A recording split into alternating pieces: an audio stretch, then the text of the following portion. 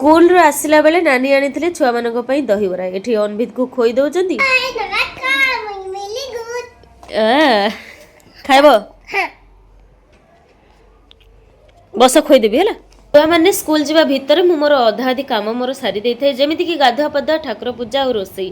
ତ ଯେହେତୁ ଅପେକ୍ଷା କରିଥିଲି ମାଛ ଟିକେ ଆଣିଲେ ଭାଜିବି ବୋଲି, ସେଥିଲାଗି ଭାତ ଡାଲି ବନେଇକି କେବଳ ବସି ପଡ଼ିଥିଲି। ତାପରେ ସାଙ୍ଗେ ସାଙ୍ଗେ ମସଲା ଦିଆ ମାଛ ଭଜା ବନେଇ ସାରିବା ପରେ ଟିକେ ପୋଡ଼ାପୋଡ଼ି କରି ପଖାଳ ଖାଇ ଦେଇଥିଲୁ ସବୁଦିନ ଭଳିଆ। ତାପରେ ଖାଇସାରିକି ବନେଇ ଦେଇଥିଲି ମୁଁ ପନିରର ଭର୍ତ୍ତା, ଯେଉଁଟାକି ମୋର ରେସିପି ଆଭେଲେବୁଲ୍ ଅଛି ମୋର ଚ୍ୟାନେଲରେ, ଆପଣମାନେ ଚାହିଁଲେ ଦେଖିପାରିବେ।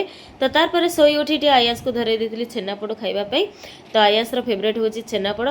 ଆମ ଘରେ ମୋ ଶ୍ୱଶୁରଙ୍କର ଫେଭରେଟ୍ ହେଉଛି ଛେନାପୋଡ଼। ଯେତେବେଳେ ବି ଘରକୁ ଛେନାପୋଡ଼ ଆସେ, ଆୟାସର ବାପା ସବୁବେଳେ କୁହନ୍ତି ମୋର ବାପା ସବୁବେଳେ ଖାଇବାକୁ ଭଲ ପାଆନ୍ତି ଛେନାପୋଡ଼। ତ ସେ ତ ଫାଷ୍ଟ ଶ୍ୱଶୁରଙ୍କୁ ତ ମୁଁ ଦେଖିପାରିନି, ମୋର ହତଭାଗିନୀ ମୁଁ, କିନ୍ତୁ ସେକେଣ୍ଡ ଶ୍ୱଶୁରଙ୍କୁ ଦେଖିକି ମନ ଖୁସି କରେଇଦେଉଛି ମୋ ପୁଅକୁ।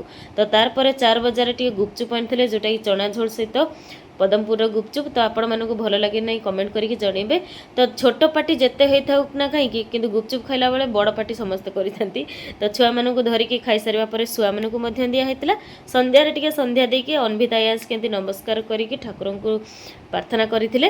ତ ଆଜିର ମିନି ବ୍ଲଗ୍ଟି ଆପଣମାନଙ୍କୁ କେମିତି ଲାଗିଲା କମେଣ୍ଟ କରିକି ଜଣେଇବେ। ଭଲ ଲାଗିଥିଲେ ଲାଇକ୍, ସେୟାର, ସବସ୍କ୍ରାଇବ୍ କରିଦେବେ। ପୁଣି ଦେଖିବା ଆଉ ଗୋଟେ ନୂଆ ମିନି ବ୍ଲଗ୍ରେ।